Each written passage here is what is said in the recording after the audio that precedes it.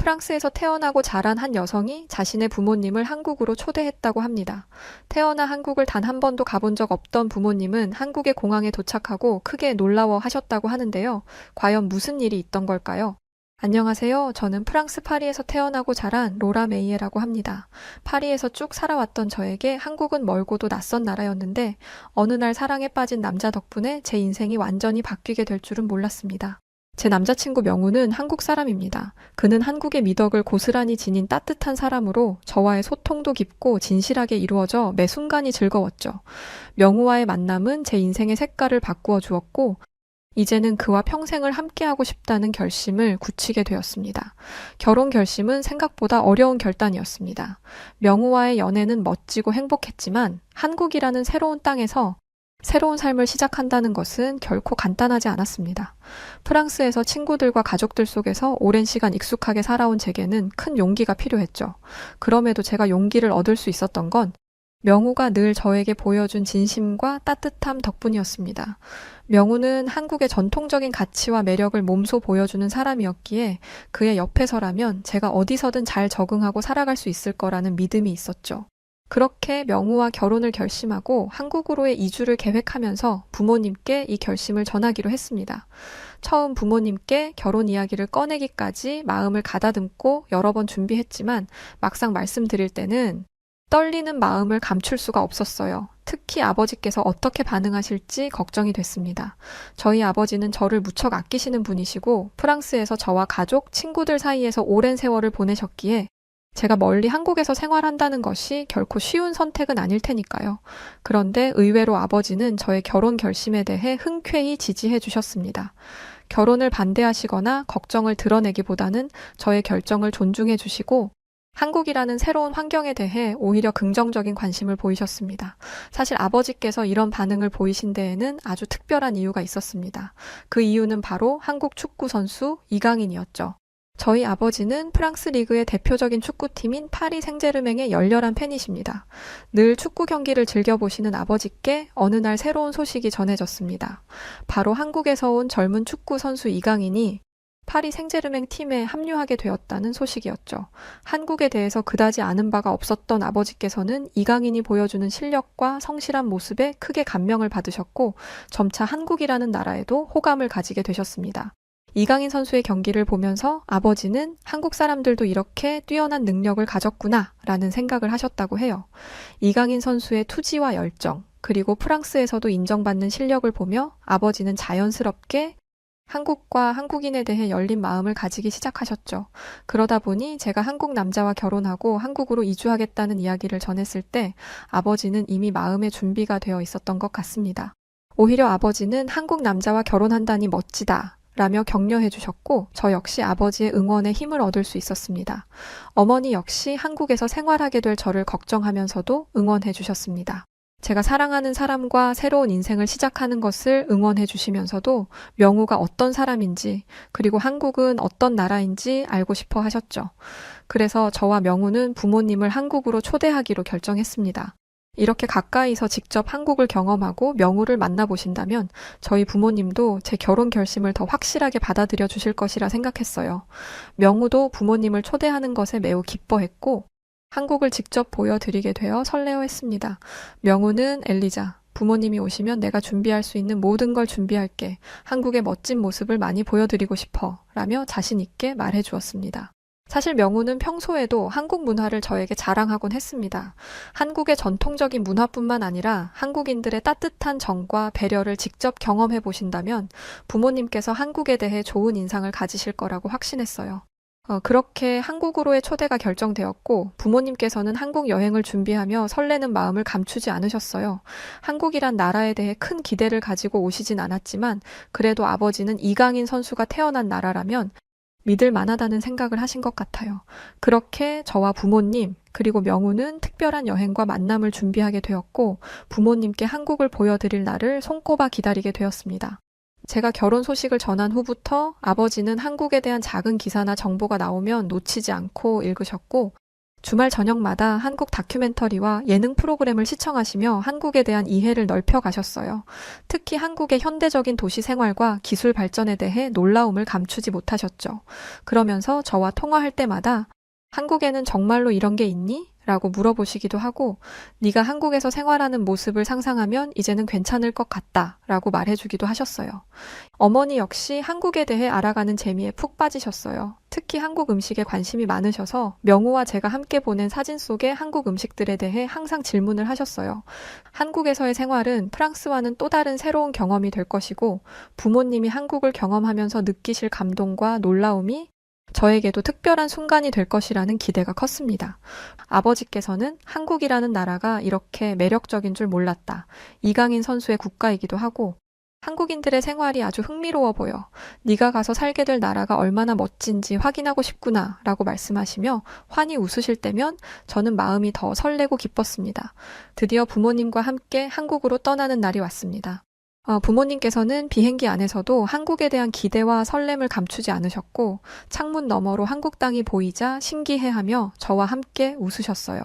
그렇게 긴 비행을 마치고 인천공항에 도착하자마자 부모님은 놀란 눈으로 주변을 둘러보셨습니다. 공항의 크고 현대적인 구조와 반듯한 시설, 밝고 활기찬 공항 분위기가 프랑스와는 또 다른 느낌을 주었던 것 같아요. 한국이 꽤 발전한 나라라는 걸 알고 계셨지만 막상 공항의 시설과 디자인을 직접 눈으로 보시니 기대 이상이었다고 하셨죠. 인천공항의 깔끔하고 효율적인 시스템을 경험하시면서 정말 놀랍구나. 이 정도일 줄 상상도 못 해봤단다. 한국은 정말 현대적인 나라임이 틀림없네. 이렇게 감탄하시던 아버지의 표정이 아직도 생생합니다. 어머니도 오마이갓 로라. 정말 아름답고 세련된 공항이구나. 한국이 이렇게까지 발전한 줄은 몰랐어. 라며 밝게 웃으셨어요. 명우와 그의 가족들도 부모님을 맞이하기 위해 공항에 나와 있었습니다. 환한 미소로 다가온 명우는 저희 부모님께 준비해온 프랑스어 인사로 반갑습니다, 환영합니다 라며 인사를 건넸습니다.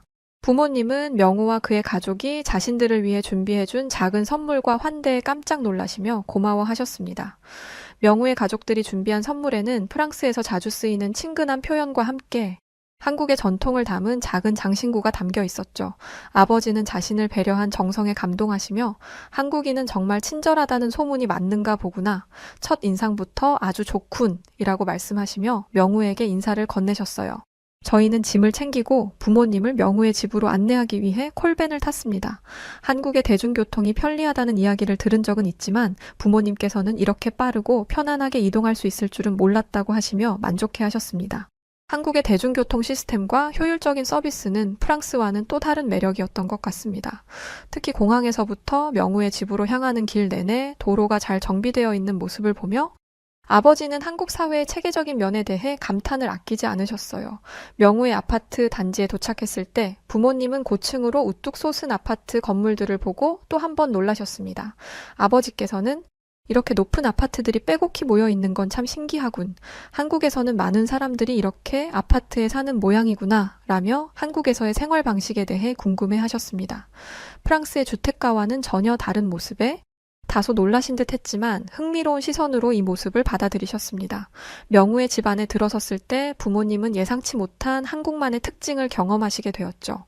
현관에서 신발을 벗고 들어가는 문화가 처음엔 낯설었지만 명우 가족이 친절하게 설명해 드리자 어머니도 이것도 참 특별한 문화구나.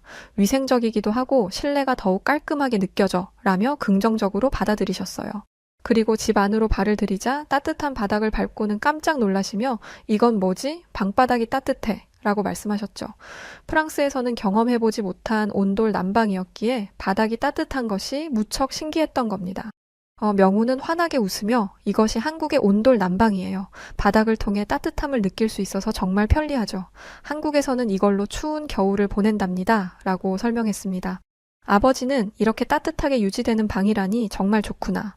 우리도 이런 난방을 쓴다면 얼마나 편리할까 라며 연신 바닥을 손으로 만져보셨습니다. 어머니도 바닥의 따뜻함에 놀라움을 감추지 못하시며 이렇게 아늑한 난방이 가능하다니 이건 정말로 따뜻하고 편안해 보이는구나 라며 감탄을 아끼지 않으셨습니다.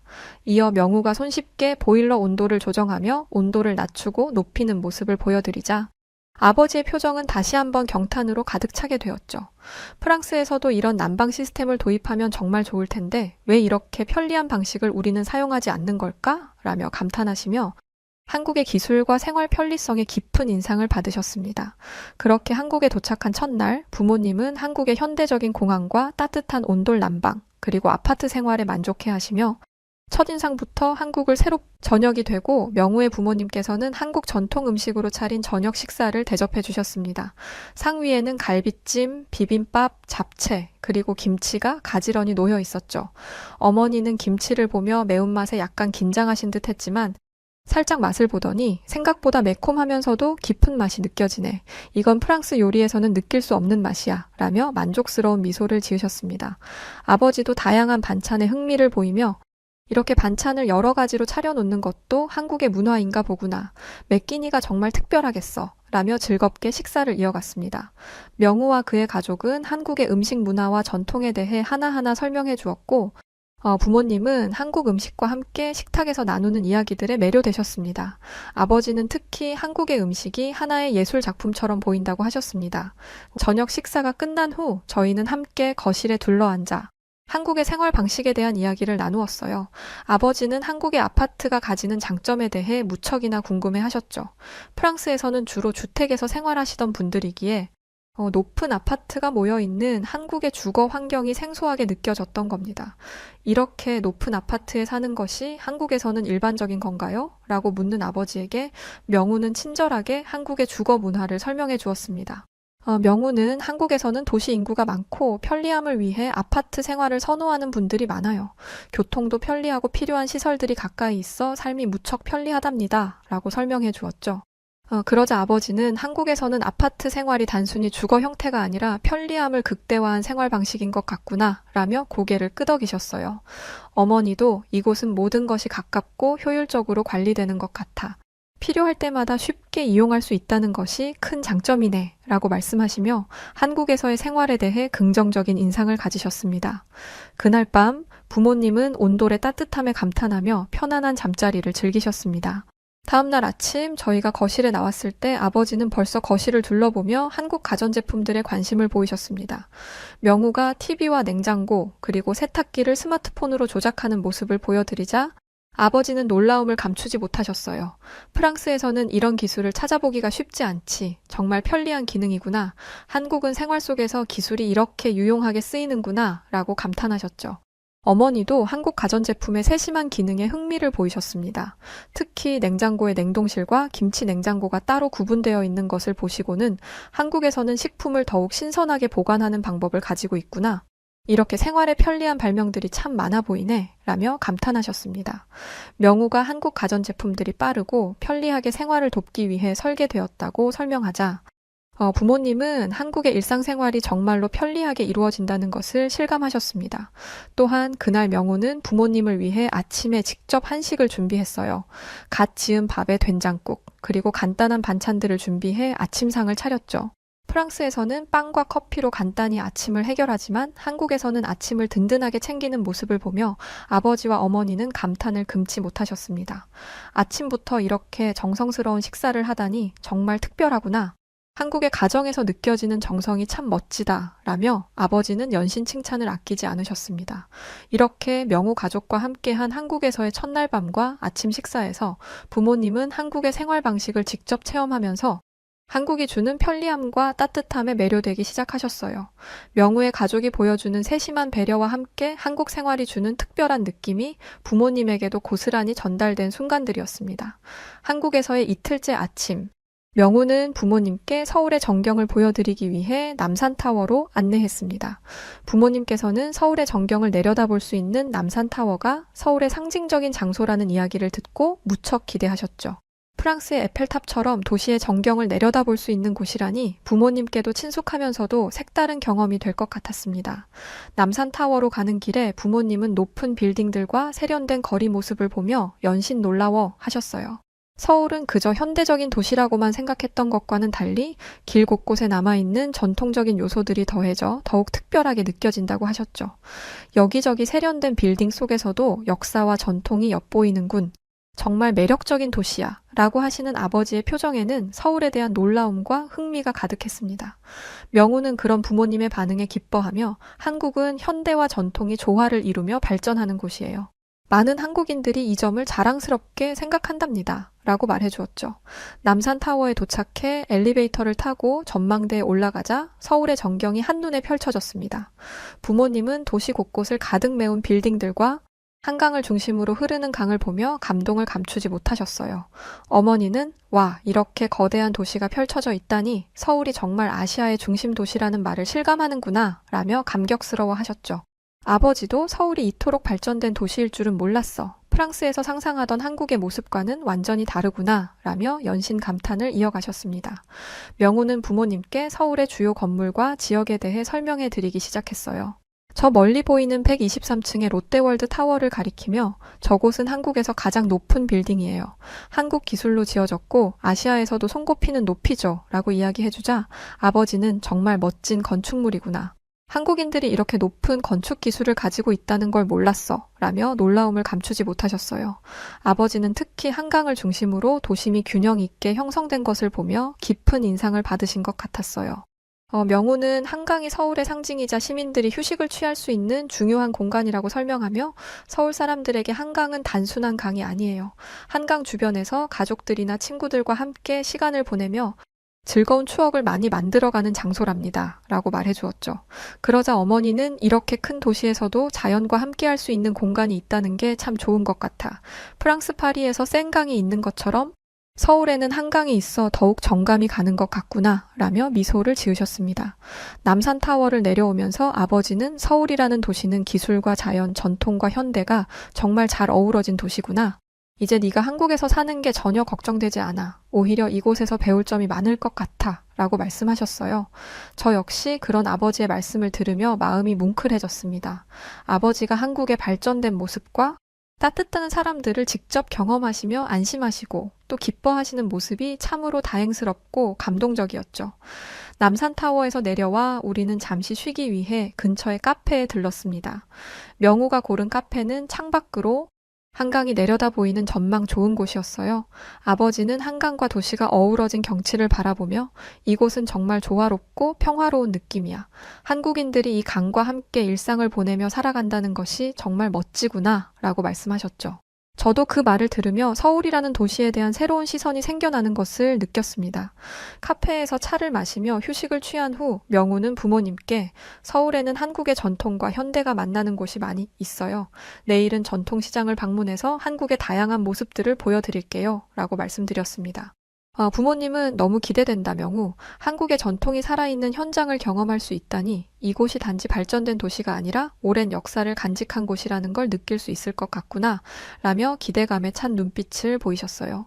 그날 남산타워에서 본 서울의 광경은 부모님께 한국이라는 나라가 가진 특별한 아름다움과 역동적인 삶을 깊이 인식하게 해준 기회였습니다.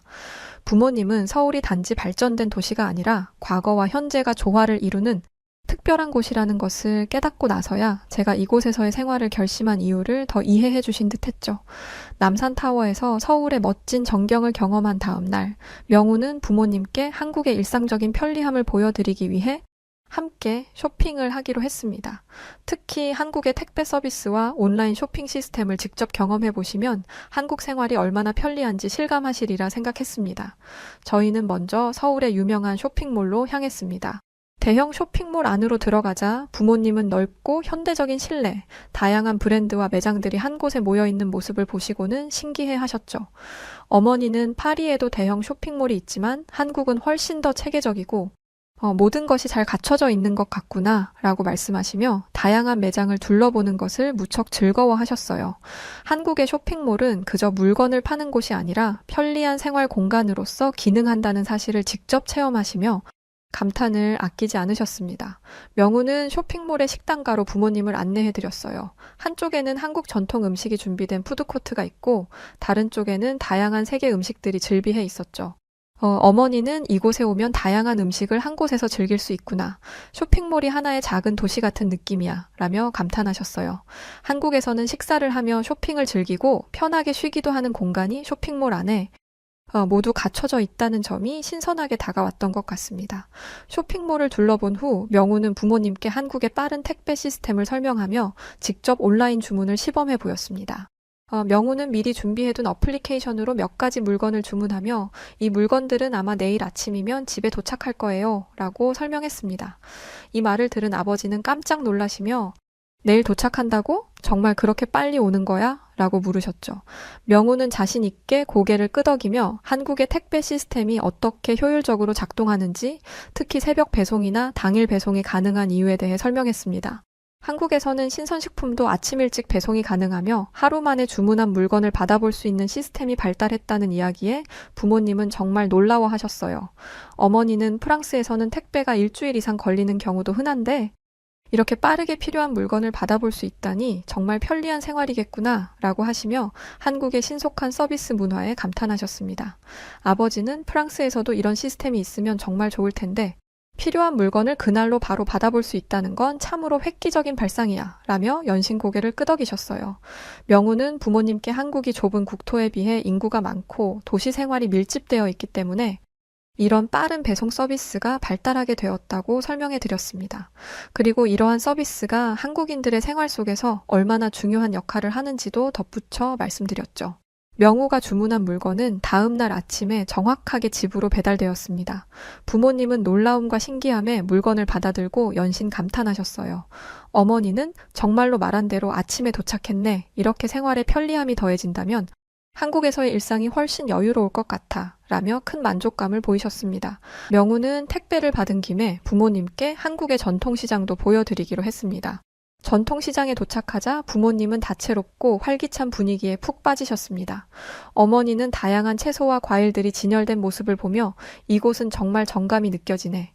파리의 시장과는 또 다른 활기와 따뜻함이 있는 것 같아 라며 한국의 시장 문화에 대한 호감을 드러내셨어요. 아버지도 전통시장의 신선한 식재료와 사람들의 친절한 모습에 감동하며 한국 사람들은 정말 손님을 정성으로 맞이하는 것 같아. 이런 문화는 정말 본받고 싶구나 라고 말씀하시며 전통시장의 매력에 빠져들었죠. 한국의 다양한 모습, 특히 빠르고 편리한 쇼핑 시스템과 전통적인 시장 문화를 동시에 경험하면서 부모님은 한국 생활이 단지 현대적이고 편리한 것에 그치지 않고 한국인들만의 따뜻한 정서와 문화가 여전히 살아있음을 느끼셨습니다. 쇼핑을 마친 후 집으로 돌아가는 길, 어머니는 이제야 네가 한국에서 생활하면서 어떤 것들을 느꼈을지 알 것 같아. 한국은 단지 멀고 이국적인 곳이 아니라 정말로 살아가기 좋은 곳이구나 라며 미소 지으셨습니다. 명우와 저는 부모님이 한국에서의 삶에 대해 긍정적인 인상을 가지게 되신 것 같아 마음이 편해졌습니다. 한국의 다채로운 일상을 체험한 부모님이 이제 한국에서 생활할 저의 모습을 조금은 이해해 주신 것 같아 기뻤습니다. 한국 생활에 대해 알아가며 감탄을 이어가던 부모님께 명우는 한국의 대중교통과 치안 수준을 경험해 보실 수 있도록 서울의 다양한 곳을 지하철과 택시로 이동하며 둘러볼 계획을 세웠습니다. 한국의 지하철 시스템과 정시성을 자랑하는 대중교통은 프랑스와는 또 다른 매력을 보여줄 것 같아 저 역시 기대가 되었어요. 지하철역에 도착했을 때 부모님은 깔끔하게 관리된 역과 사람들이 줄을 서서 승차하는 질서 있는 모습에 무척 놀라셨어요. 아버지는 이렇게 많은 사람들이 한 곳에 모여 있는데도 서로 질서를 지키는 모습이 정말 인상적이구나. 한국인들이 규칙을 중요하게 생각하는 것 같아 라고 말씀하셨죠. 어머니 역시 여기서는 대중교통을 이용하는 것조차 편안하고 안전하게 느껴지는구나 라며 한국의 생활 환경에 대해 신뢰감을 가지기 시작하셨습니다. 명우는 지하철 어플리케이션을 통해 부모님께 예상 도착 시간을 보여드리며 한국 지하철이 정시에 정확히 운행된다는 점을 설명했습니다. 프랑스에서는 열차가 자주 지연되는 탓에 계획이 어긋나는 경우가 많지만 한국은 정시성 덕분에 일정을 체계적으로 짤 수 있다는 이야기를 듣고 아버지께서는 고개를 끄덕이셨습니다. 정시에 도착하고 이동할 수 있다는 건 정말 편리하구나. 이런 신뢰할 수 있는 시스템이 있다면 시간을 훨씬 더 알차게 쓸 수 있겠어 라며 한국의 교통 시스템을 높이 평가하셨습니다. 또한 지하철을 타고 이동하면서 명우는 지하철 내 안전 시스템과 시설에 대해 설명해 주었어요. 모든 지하철역에 설치된 CCTV와 정기적으로 순찰하는 보안 인력, 그리고 지하철 내 질서 있는 분위기에 부모님은 더욱 안심하는 눈치셨어요. 명우가 어린아이들도 혼자서 지하철을 타고 학교에 갈 수 있는 이유가 한국의 치안 수준 덕분이라고 이야기하자 어머니는 무척 감탄하시며 이렇게 안전한 환경이라면 너도 여기서 생활하면서 걱정 없이 지낼 수 있을 것 같아 라며 안도하셨습니다. 사실 프랑스에서 아이가 혼자서 지하철을 타고 학교를 등교한다는 것은 상상할 수도 없는 일이고 절대 불가능한 일이라고 여기기 때문이었고 이는 프랑스뿐만 아닌 전 세계 어느 나라를 가더라도 마찬가지였으니까요. 목적지에 도착하자마자 명우는 부모님께 편리한 택시 호출 어플리케이션을 보여드리며 직접 택시를 불렀습니다. 명우가 어플리케이션을 통해 택시 위치를 확인하고 목적지까지 예상 시간을 안내하는 모습을 보시며 아버지는 다시 한번 놀라셨어요. 한국은 정말로 생활을 편리하게 해주는 시스템이 잘 갖춰져 있구나. 이런 시스템이라면 어디든 안심하고 다닐 수 있겠어. 라고 말씀하시며 연신 감탄에 감탄하셨습니다. 저녁이 되어 서울의 야경을 보기 위해 한강 근처로 이동하자 부모님은 가로등이 환히 밝혀진 거리를 보고 또다시 감탄을 이어가셨습니다. 밤인데도 이렇게 밝고 안전한 길을 걷다니 참 편안하구나 라고 아버지는 말씀하셨죠. 한국에서는 밤에도 사람들이 안전하게 걸어 다니는 모습을 보고 밤길조차 이렇게 안전하다니 정말 치안이 좋은 나라야. 로라, 네가 이곳에서 생활하면서 나도 걱정하지 않아도 될 것 같구나 라며 한국의 안정적인 치안 환경에 안심하셨습니다. 어머니는 한국에서는 여성들도 안심하고 다닐 수 있는 분위기인 것 같아. 이런 곳에서 네가 생활한다면 나도 마음이 든든할 것 같구나 라며 미소를 지으셨습니다. 부모님께서는 한국이 생활의 편리함뿐 아니라 기본적인 안전함까지 모두 갖추고 있는 나라임을 깨닫고는 한국에서의 제 결혼 생활을 더욱 응원해 주시는 눈치였죠. 그날 밤 부모님께서는 서울의 안정적인 치안과 편리한 대중교통을 직접 경험한 후 한국은 모든 것이 질서정연하고 안전해서 로라 네가 결혼하고 이곳에서 어떻게 잘 지낼 수 있을지 눈에 보이는 것 같구나 라며 아주 만족스러운 미소를 지으셨습니다. 부모님이 한국 생활에 대해 안심하고 긍정적으로 생각하시게 된 것 같아 저와 명우도 무척이나 기뻤습니다. 서울에서의 며칠간의 체류를 통해 부모님은 한국의 생활과 문화, 그리고 한국 사람들의 따뜻한 배려와 친절을 느끼며 조금씩 마음을 열어가고 계셨습니다. 특히 치안, 대중교통, 쇼핑, 한국만의 세심한 서비스 등 다양한 면에서 한국이 생활하기에 편리하고 안전한 나라임을 직접 경험하신 덕분에 저와 명우의 결혼 생활을 긍정적으로 바라봐 주셨죠. 그날 저녁, 명우는 저녁 식사로 한국인들이 사랑하는 소주와 삼겹살을 대접하며 한국에서의 마지막 날을 특별하게 보내기로 했습니다. 식당에 도착하자마자 아버지는 익숙하지 않은 분위기와 셀프 방식의 구이 문화에 흥미를 느끼셨습니다. 불판 위에서 지글지글 익어가는 삼겹살을 보며 이렇게 직접 고기를 구워 먹는 방식은 정말 흥미롭구나. 프랑스에서는 맛보기 힘든 문화야 라며 미소를 지으셨죠. 명호는 구워진 삼겹살을 쌈채소와 함께 싸서 드시는 법을 알려드렸고 부모님은 한국 음식을 즐겁게 경험하시며 삼겹살의 맛에 감탄하셨어요. 특히 소주와 함께 곁들이며 한국인의 회식 문화를 느끼게 해준 명우에게 감사해 하셨습니다. 어느덧 대화가 무르익고 아버지는 소주 한 잔을 들고 차분하게 말씀을 시작하셨습니다. 사실 내가 한국에 오기 전에는 네가 멀리 타국에서 결혼 생활을 한다는 것이 너무 걱정이 되었단다. 나도 프랑스에서 나고 자라 그곳만이 익숙했으니 한국이 얼마나 좋은 나라인지 알지 못했거든. 그런데 직접 와서 보니 한국은 내가 생각했던 것보다 훨씬 발전되어 있고 안전하고 정이 넘치는 곳이더구나 라고 하시며 며칠간의 경험에서 느낀 점을 진심 어린 목소리로 말씀해 주셨어요. 아버지의 솔직한 속마음을 들으며 저도 감동이 밀려왔고 명우도 조용히 미소를 지으며 고개를 끄덕였습니다. 이어 아버지는 내가 이렇게 좋은 나라에 너를 시집 보내게 되어 정말 기쁘구나. 명우 군과 함께라면 너는 한국에서 충분히 행복하게 잘 살아갈 수 있을 것 같아. 그리고 이제 한국은 나에게도 자랑스러운 나라가 되었단다. 라며 저와 명우의 결혼을 진심으로 허락해 주셨습니다. 어머니도 한국은 정말로 안전하고 살기 좋은 나라였어. 이곳에서 네가 행복하게 지낼 수 있다는 생각에 우리도 이제는 마음이 든든해졌구나. 명우와 함께 멋진 가정을 꾸리길 바랄게. 라며 축복해 주셨습니다. 부모님의 축복과 허락을 받는 순간 저와 명우는 서로의 손을 꼭 잡으며 서로를 바라보았고 우리는 마치 오랜 꿈을 이룬 것 같은 기쁨과 안도감을 느끼며 눈물을 흘렸습니다. 그 모습을 지켜보시던 부모님은 저희 둘을 서로 포옹해 주시곤 명우에게 감사함을 표했어요. 그리고 어머님마저도 눈물을 글썽이셨죠. 따뜻한 저녁을 보내고 난 그날 밤에 명우는 부모님을 모시고 한국의 전통을 느낄 수 있는 한옥으로 안내했고 그곳에서 뜻깊은 마지막 밤을 보냈습니다.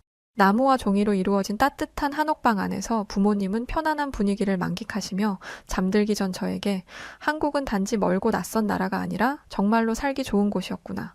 네가 이곳에서 명우와 함께 행복한 삶을 꾸려갈 것이라는 확신이 생겨. 우리 딸, 한국이라는 든든한 울타리 아래 명우와 늘 밝고 행복했으면 좋겠어. 사랑한다, 우리 딸. 이라고 말씀해 주셨습니다. 프랑스에서 태어나 성장해오면서 성인이 된 뒤 어머니와 단 한 번도 끌어안고 잠들어 본 적이 없었는데 한국에서의 마지막 밤에 따뜻한 한옥 방 안에서 꼭 끌어안고 잠이 들었답니다. 한국에서의 며칠이 우리 모두에게 잊지 못할 소중한 시간이 되었고 부모님께서 저의 새로운 삶을 진심으로 응원해 주시게 되어 가슴이 따뜻해졌습니다. 다시 프랑스로 돌아가는 부모님의 미소는 제가 태어나 본 미소 중에 가장 아름다웠어요. 저는 명우와 이 아름다운 나라 한국에서 행복한 삶을 살고 있습니다. 명우와 함께 프랑스에 가서 부모님을 뵐 때면 항상 부모님은 한국에서의 경험을 이야기하십니다. 그리고 말씀하시죠. 언제 한번 또 초대해 주겠니? 라고 말이죠. 한국은 저에게 그리고 우리 가족에게 정말 잊지 못할 추억을 만들어준 고마운 나라입니다. 또한 제가 너무나 사랑하는 국가이고 앞으로도 명우와 멋진 한국에서 꿈같은 결혼 생활 이어나가겠습니다. 네, 오늘 사연 여기까지입니다. 그저 한 통의 사연이었는데 왜 제 마음이 설레일까요? 이 아름다운 한국에서 늘 행복한 결혼 생활 되셨으면 좋겠습니다. 그리고 로라 씨 부모님 분들도 자주 한국에 놀러 오셨으면 좋겠네요. 자, 마음을 따뜻하게 녹여줄 사연으로 골라서 이렇게 소개해드렸습니다. 안녕하세요. 여우튜브 송은지입니다. 여우튜브와 협업 중인 KS 오토플랜 소개를 잠시 하려고 해요. KS 오토플랜은 취약계층을 돕는 선한 기업입니다.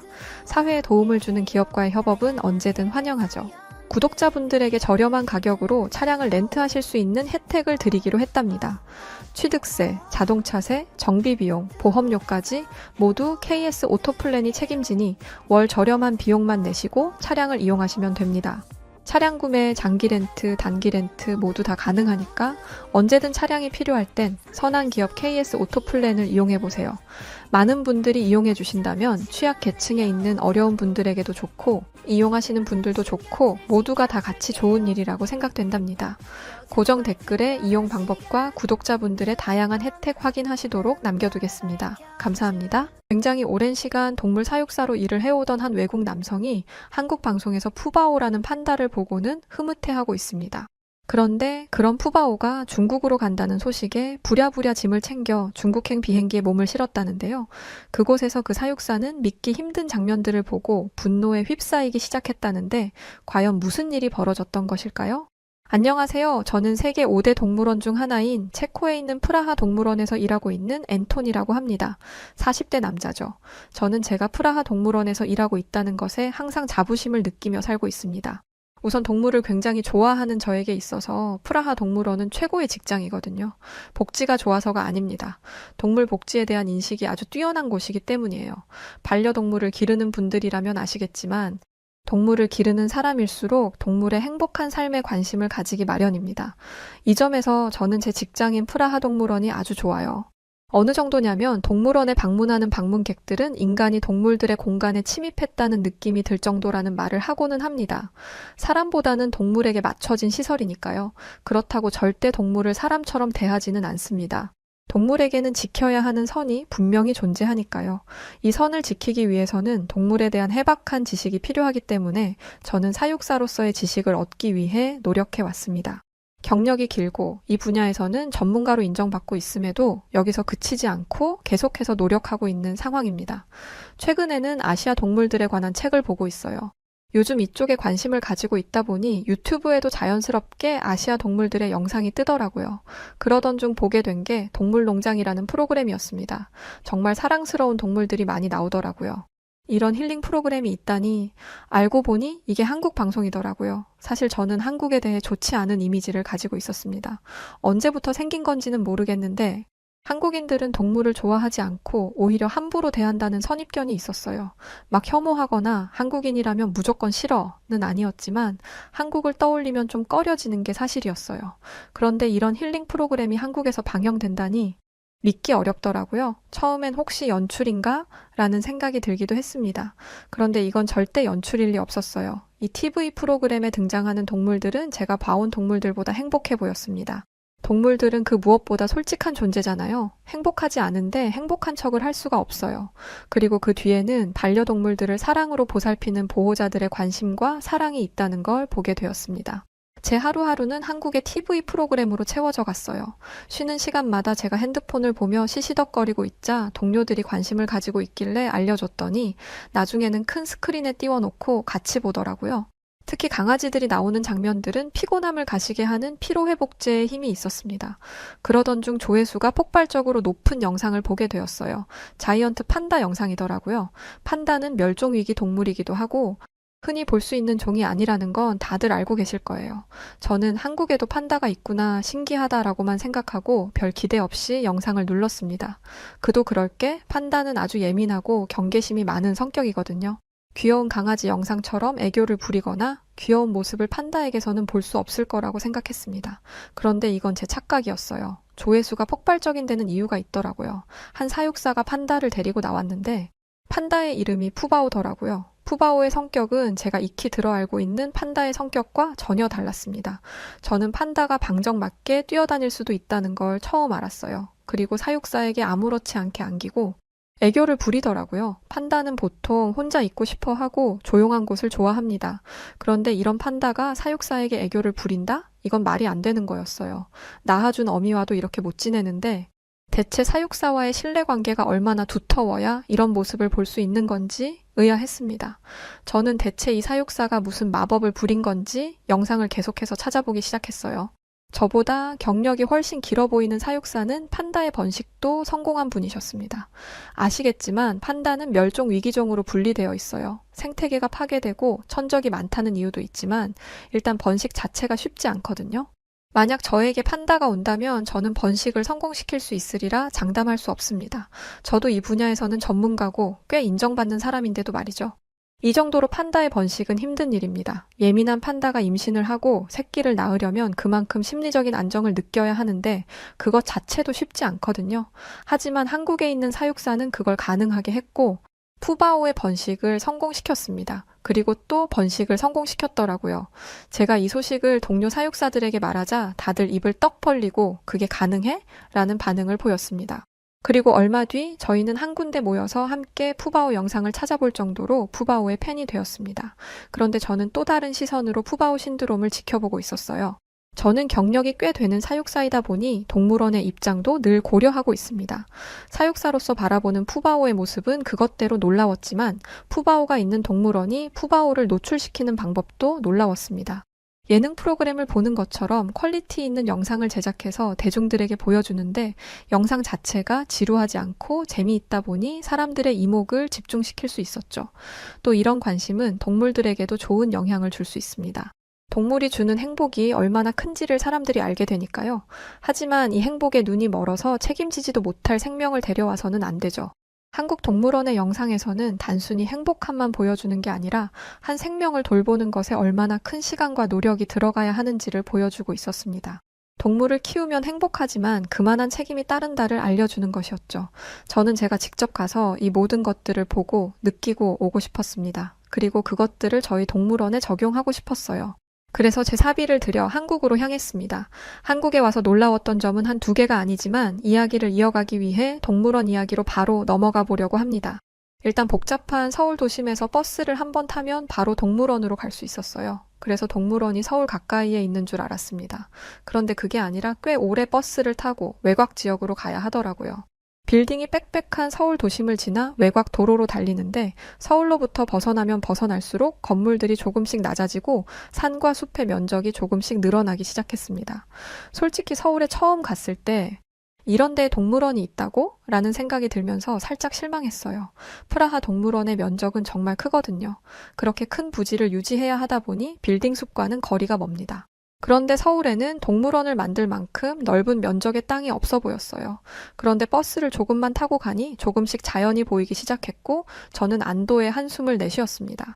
그렇게 도착한 테마파크 저는 어마어마한 규모의 입을 다물지 못했습니다. 이렇게 큰 규모의 놀이동산은 본 적이 없었습니다. 그리고 이곳 안에 동물원이 있더라고요. 프라하 동물원에서는 동물만 볼 수 있는데 한국에서는 놀이기구도 타면서 동물을 볼 수 있다는 게 너무 놀랍더라고요. 저는 지금까지 이런 유형의 동물원을 본 적이 없었습니다. 저는 서둘러 정신을 차리고 제 원래 목적인 푸바오를 보고자 발걸음을 옮겼어요. 그리고 그곳에서 또 한 번 놀라운 광경을 보게 되었습니다. 그건 바로 관람객들의 관람 매너였어요. 동물원에 발을 들이자마자 수많은 사람들이 보이길래 당황스러운 마음이 들었었습니다. 프라하 동물원은 아주 규모가 크기 때문에 사람이 아무리 많아도 꽉 찬 느낌이 들지는 않더라고요. 한국 동물원도 규모가 크기는 하지만 프라하 동물원에 비하면 아니기 때문에 사람이 더 많은 듯한 느낌이었습니다. 저는 애당초 사람이 북적거리는 곳에 자주 가보지 못했던 터라 이렇게 많은 사람들이 모여 있는 것에 저도 모르게 압도된 게 있었어요. 그리고 걱정도 됐죠. 이 모든 사람들이 한 군데로 몰리면 어떡하지? 과연 질서를 지킬 수 있을까? 하는 걱정이었습니다. 그리고 주변을 보니 푸바오와 관련된 물건들을 가지고 있는 사람들이 정말 많더라고요. 휴대전화 케이스도 그렇고 누가 봐도 푸바오를 보러 온 사람들이 많았습니다. 낭패라고 생각했어요. 저는 이 많은 인파들을 뚫고 푸바오를 볼 자신이 없었거든요. 그런데 이건 제 걱정일 뿐이었습니다. 푸바오를 보러 갔는데 역시나 사람들이 줄을 이루고 서 있더라고요. 그런데 의외로 금방 줄이 사라졌어요. 사람들이 줄을 선 순서대로 규칙에 따라 앞으로 전진했기 때문이었습니다. 그 누구도 새치기 같은 건 하지 않았어요.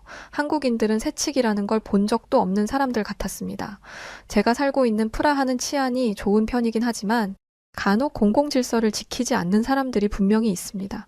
특히 이렇게 사람들이 있을 때면 꼭 한 두 명씩 보게 돼요. 그 중에는 악명 높은 프랑스와 이탈리아인들도 있기는 하지만 어쨌든 규칙을 지키지 않는 사람들을 많이 봐왔습니다. 그런데 한국에서는 그런 걸 전혀 못 봤어요. 그리고 이상하리라 싶을 정도로 조용하더라고요. 게다가 한 아이가 기다리는 게 힘이 들었는지 칭얼거리자 아이의 엄마는 입에 손가락을 갖다 대며 아이를 진정시켰습니다. 왜 이렇게까지 조용히 하는 건지 의아하다는 생각을 하던 찰나 판다가 소리에 예민하다는 것을 기억해냈습니다. 솔직히 이런 데서는 줄만 잘 서줘도 매너 있는 관람객이에요. 그런데 이렇게 동물의 특성에 맞춰서 관람 예절을 지켜주다니 진짜 감동이었습니다. 저도 사육사로서 정말 많은 사람들을 보게 되잖아요. 동물원에는 수많은 주의사항들이 존재합니다. 동물 우리 안으로 손을 집어넣지 마세요. 유리를 두드리지 마세요. 음식을 집어던지지 마세요와 같은 것들이죠.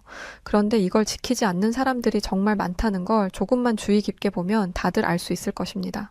물론 한국에서는 찾기 어렵겠지만요. 이렇다 보니 저는 한국 관람객들의 태도에 굉장한 감동을 받았습니다. 이런 사람들만 프라하 동물원에 와준다면 얼마나 좋을까 싶더라니까요. 그리고 나중에서야 알게 된 건데 판다를 보는 시간은 5분밖에 안 되더라고요. 어쩐지 사람들이 빨리 빠진다더니 이런 시간 제한이 있기 때문이었습니다. 그런데 규칙을 잘 지키는 것만 같았던 한국 관람객들 중에서도 예외는 있더라고요. 5분이 지났으니 이동해 달라는 직원의 말을 들은 척도 안 하고 자식 사진을 찍는데 여념이 없던 관람객이 있었습니다. 다른 관람객들도 인상을 찌푸린 채 그 모습을 지켜보고 있었지만 그 사람은 아랑곳 안 하더라고요. 역시 어느 나라든 저런 사람이 있구나라고 생각하던 찰나 다른 직원이 오더니 말을 하기 시작했어요. 그런데 언어가 뭔가 다른 것 같더라고요. 아시아 언어는 잘 알지 못하지만 동물농장을 몇 개월 동안 봐왔다 보니 한국어를 조금은 알아들을 수 있고 한국어를 구분할 줄은 아는데 새로운 직원이 문제를 일으킨 관람객에게 하는 말은 한국어가 아니었습니다. 알고 보니 그 관람객은 중국인이었어요. 그 중국인은 자기 뜻대로 상황이 흘러가지 않는 게 짜증났는지 점점 언성을 높이기 시작했습니다. 가뜩이나 조용한 상황이다 보니 그 목소리가 더 크게 느껴졌죠. 진짜 왜 저러나 싶었습니다. 부끄러운 줄 알아야죠. 한창 뛰어놀 나이인 어린아이들도 예절을 지키기 위해 꾹 참고 기다리는데 다 큰 어른이 절에 서야 되겠습니까? 그리고 이런 모습을 보여주면 자식이 뭘 보고 배우겠어요. 참 착잡하더라고요. 그리고 언뜻 보이는 판다가 걱정되기 시작했습니다. 다행히 그 관람객은 안내 요원에 의해 끌려나가듯 자리를 비우게 되었어요. 중국인 관람객이 사라진 자리에는 평화만 남았고 저는 한국 관람객들과 함께 판다에게로 향했습니다. 저도 실제로 판다는 처음 보는데 실물이 더 귀엽더라고요. 왜 사람들이 푸바오 열풍에 휩싸였는지 알 것 같았습니다. 그런데 사육사로 판다 우리를 보니 푸바오 귀엽다라는 생각은 나지도 않더라고요. 오히려 판다 우리를 관리하고 가꿀 사육사들에 대한 존경심만 피어났습니다. 판다 우리는 제가 지금까지 봐왔던 그 어떤 우리보다 더 잘 정돈되어 있었습니다. 그리고 언뜻 보니 그네 같은 것들이 설치되어 있더라고요. 저는 체코에서 봤던 영상 중에 사육사들이 판다를 위한 그네를 만들어준 걸 본 적이 있어요. 그게 저건가 보다 싶더라고요. 실제로 보니 만드는 게 얼마나 힘들었을지 실감이 되기 시작했습니다. 우리의 크기는 컸고 풀도 있었고 물도 있었어요. 나무도 있고 돌, 꽃도 있었죠. 한국인분들 이런 것만 보고 사셨을 테니 이게 뭐 대단한 거라고 생각하실 수도 있어요. 그런데 이건 정말 쉬운 일이 아닙니다. 세계 5대 동물원인 프라하 동물원은 그렇다 치고 저는 다른 동물원에서 이런 모습을 본 적이 없어요. 동물원의 사육 환경에 대한 관심이 늘어나면서 전 세계적으로 사육 환경을 개선하는 추세이기는 하지만 아직도 열의 7, 8은 여전히 콘크리트 바닥 우리를 사용합니다. 그런데 판다가 살던 곳은 아니었어요. 자연 그대로의 모습을 제공하고 있었죠. 솔직히 저는 프라하 동물원만 이런 줄 알았는데 생각도 못했던 곳에서 이런 사육 환경을 만들고 있었더라고요. 이 외에도 놀라운 점은 한두 개가 아니었습니다. 사파리월드라는 곳에 차를 타고 들어갔는데 와, 이건 그냥 자연이더라고요. 기린이 트럭 안으로 입을 집어넣는데 사육사인 저조차도 이렇게 가까이에서 기린을 본 게 처음이었습니다. 그리고 사자 같은 육식 동물들이 여유롭게 걸어 다니더라고요. 사자무리들이 커다란 바위 위에 다 같이 누워 있는데 가장 힘이 센 대장 사자가 서열이 낮은 사자를 내쫓는 장면까지 생생하게 볼 수 있었습니다. TV에서만 볼 수 있는 그런 모습이 제 눈앞에 펼쳐지는데 지금까지 사육사로 살아온 인생이 쓱 지나가면서 이런 것도 못 보고 살았는데 지금까지의 생활이 무슨 의미가 있나 싶은 생각까지 들더라고요. 이렇게 한국에서 즐거운 추억을 만들고 프라하로 돌아간 저는 한국에서 본 것들을 적극적으로 적용하려고 노력했습니다. 최대한 대자연과 비슷한 환경을 만들려고 했죠. 그런데 역시 쉽지 않더라고요. 제가 아무리 노력해도 제가 관리하는 동물들이 한국에서 본 동물들처럼 행복해 보이지는 않았습니다. 그래서 진지하게 한국으로 유학을 가야 하나 고민하기까지 했죠. 한국에서의 경험을 발판 삼아 책도 보고 영상도 보고 세미나도 가면서 바쁘게 살던 그때 푸바오가 중국으로 돌아간다는 사실을 알게 되었습니다. 판다는 중국에서 아주 귀하게 여기는 동물이잖아요. 그래서 어련히 잘 키울까 싶었어요. 그런데 한 동료가 말하길 한국인들이 푸바오를 중국으로 보내기 싫어한다더라고요. 당연히 그렇겠죠. 푸바오의 인기는 상상 이상이었으니까요. 그런데 한국인들이 푸바오의 중국행을 반대하는 데는 다른 이유가 있었습니다. 여느 때와 다름없이 동물농장을 보면서 힐링을 하고 있는데 푸바오 영상이 떴어요. 그런데 그건 중국으로 간 푸바오의 영상이었습니다. 그런데 영상 속 푸바오의 모습이 좀 이상하더라고요. 푸바오의 이마 중앙의 털은 뽑혀 있는 듯 했습니다. 그 범위가 커서 누가 봐도 알겠더라고요. 이게 타이로 뽑힌 게 아니어도 문제입니다. 동물에게서 탈모가 일어난다는 건 그만큼 극심한 스트레스를 받았다는 의미이니까요. 저는 다른 영상도 찾아보았습니다. 그런데 이마 중앙뿐만 아니라 목 뒤쪽으로도 탈모가 진행되고 있었어요. 목줄을 하고 사는 개들의 목 부분을 보면 털이 눌린 자국과 함께 간혹 털이 빠져있는 경우를 볼 수 있습니다. 푸바오의 목이 딱 그런 모양이었어요. 하지만 이것만으로 목줄을 한 거라고 속단하기는 어려웠습니다. 하지만 푸바오의 사육 환경이 굉장히 열악하다는 건 제가 지금까지 쌓아 올린 사육사 경력을 걸고 자신 있게 말할 수 있어요. 제가 한국에 갔을 때 놀랬던 점이 푸바오의 방사장이었습니다. 자연과 흡사하게 꾸며놓은 환경이 굉장히 인상적이어서 프라하 동물원에도 적용하려 했을 정도였으니까요. 그런데 중국 방사장은 나무 한 그루도 없는 콘크리트 그 자체였어요.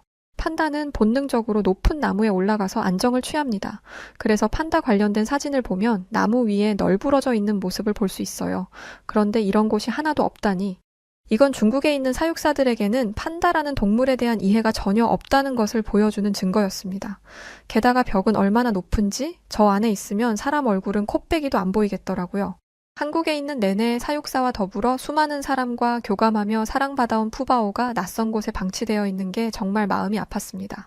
게다가 방사장 벽 아래에는 곰팡이가 핀 것처럼 얼룩덜룩하고 시커먼 것들이 묻어 있었는데 그것 또한 처참하더라고요. 중국 관계자들은 잠시 머물렀던 곳이라고 했던데 아니 아무리 그래도 그렇지 너무 배려가 없는 행동이죠 이건. 한국이었다면 임시로 머무는 곳조차도 안락하게 꾸며놨을 겁니다. 전에 보니 아이바오라는 판다가 새끼를 낳을 때 한국 사육사들이 출산을 준비하는 모습을 본 적이 있어요. 정말 지극정성으로 돌보더라고요. 풀숲을 헤치고 들어가서 연한 대나무만 골라다가 특식을 만들어주기도 하는 모습을 보면서 정말 사랑으로 동물을 돌본다는 걸 알 수 있었습니다. 게다가 쌍둥이 중 두 번째 새끼를 위해 젖을 짜는데 그것도 가만히 있더라고요. 이 영상을 다른 동료들에게 보여주니 지금 자신들이 보는 게 판다가 맞냐고 물어봤습니다. 그 예민한 판다가 젖을 짜는 걸 보고만 있는 게 말이 되냐면서요. 이 정도로 한국에서는 사육사가 판다를 위하는데 중국은 전혀 그런 것 같지 않더라고요. 저는 곧바로 중국행 비행기를 끊었습니다. 뭘 어떻게 할 수 있는 건 아니지만 그래도 제 눈으로 직접 확인을 하고 싶었어요. 제가 볼 때는 분명 문제가 있었거든요. 물론 중국 관계자들은 절대 아니라고 이 악물고 반박하겠죠. 하지만 전문가들의 눈을 속일 수는 없는 법입니다. 저는 제 눈으로 보고 뭐가 문제인지를 정리하려고 했어요. 그런데 중국 동물원의 문제는 사육사들만이 아니었어요. 관람객들의 질도 굉장히 떨어졌습니다. 장대 같은 카메라들을 들고 쳐들어와서는 사람들을 이리저리 밀치며 들어오는데 줄 서기는 어디 가고 새치기만 남아있더라고요. 그 와중에 누가 제 주머니에서 지갑을 꺼내려는 걸 잡기도 했어요. 인파에 섞여서 도망가는 바람에 잡지는 못했는데 판다를 보기도 전에 진이 빠지더라고요. 회상하면서도 끔찍한데요. 새치기는 기본이고 저는 밀려 들어오는 사람들에게 이리저리 밀쳐지고 당겨지고 진짜 난리도 그런 난리가 아니었습니다. 솔직히 그냥 가버릴까 생각도 했지만 거기까지 간 이유가 있기에 겨우겨우 방사장 앞으로 갔습니다. 방사장 앞은 시장통 그 자체였어요. 얼마나 정신이 없고 시끄러운지. 한국 관람객들의 태도가 얼마나 대단했는지를 또 한 번 체감하는 순간이었습니다. 그런데 어떤 아이가 크게 소리를 지르며 푸바오의 이목을 끌었고 그 순간 자기가 먹던 음식을 휙 하고 던졌습니다. 저는 경악을 금치 못했어요. 동물 우리로 음식을 주면 안 되는 건 당연한 상식입니다. 그런데 더 놀란 건 아이의 부모의 반응이었어요. 아이의 부모는 그런 아이가 웃긴지 깔깔거리며 한 번 더 던져보라면서 아이의 손에 음식물을 더 쥐어주었습니다. 저는 참지 못하고 달려가서 아이의 손에 있는 걸 낚아챘어요. 순간적으로 한 행동이라 저도 당황했지만 솔직히 사람들이 제 편을 들어줄 거라고 생각했습니다. 그런데 아니더라고요. 제 주변 사람들 모두 아이를 그냥 두라면서 외국에서 온 네가 무슨 참견이냐는 듯 행동했습니다. 정말 그 많은 사람 중에 누구도 문제를 인식하지 못하는 모습이었어요. 저는 사육사라면 심각함을 인지했을 거라고 생각했습니다. 방사장 안으로 누군가가 음식물을 던졌으니 곧바로 치울 거라고 생각했어요.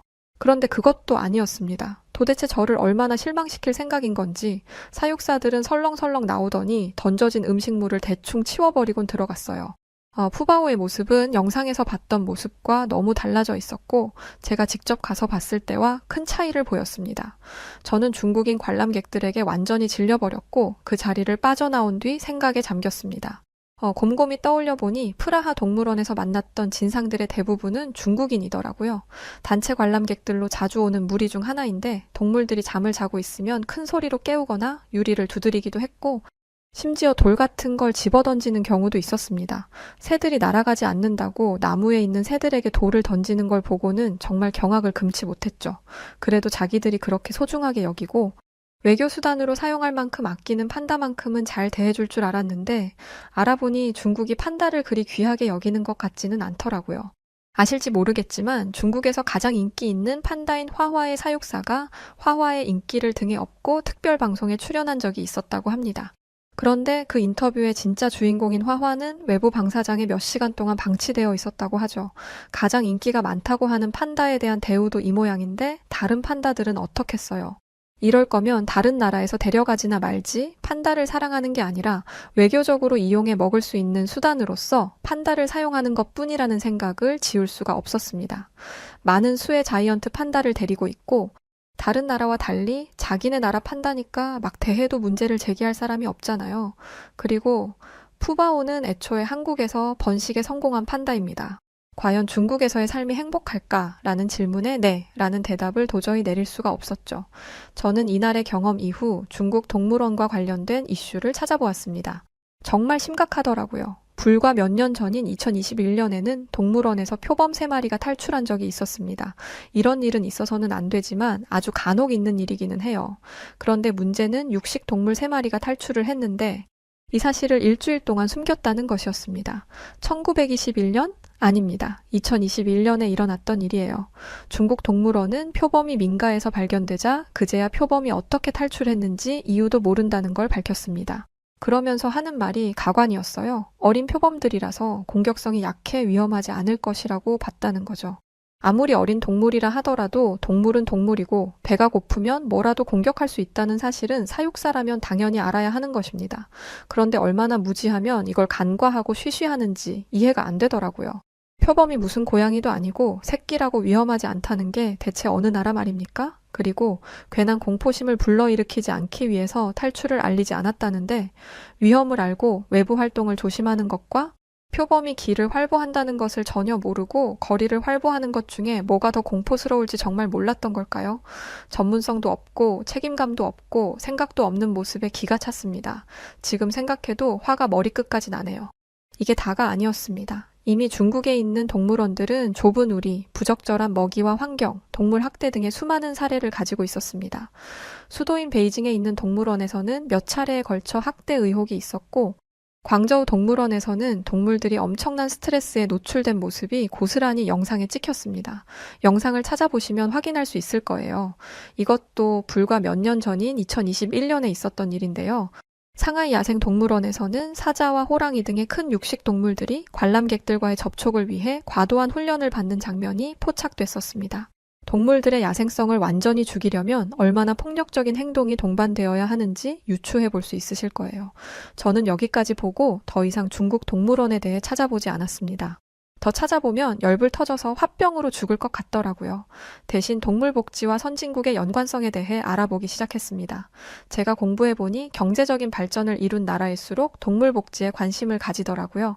먹고 사는 문제가 해결되면 윤리 문제에 관심을 가지게 되거든요. 그런데 분명 중국은 어느 정도 사는 나라로 알고 있습니다. 미국을 대적할 수 있는 나라라고 하더라고요.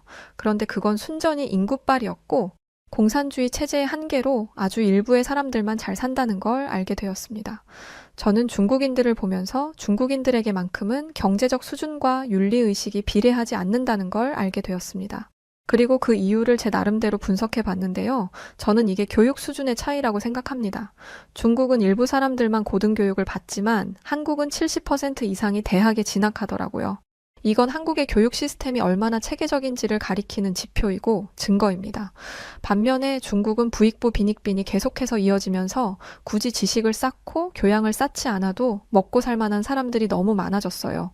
그래서 교양과 공공의식에서 큰 수준 차이가 나는 것이죠. 저는 이렇게 극과 극의 두 나라를 파악하고 분석하면서 제가 사육사일 뿐만 아니라 더 다양한 일을 해야 한다는 확신을 가지게 되었습니다. 그래서 동물 복지 향상과 생명을 존중하는 문화가 우리 사회에 자리 잡도록 하는데 영향을 주는 사람이 되고 싶어요. 그리고 제가 추구하는 바의 모델을 한국으로 삼으려고 합니다.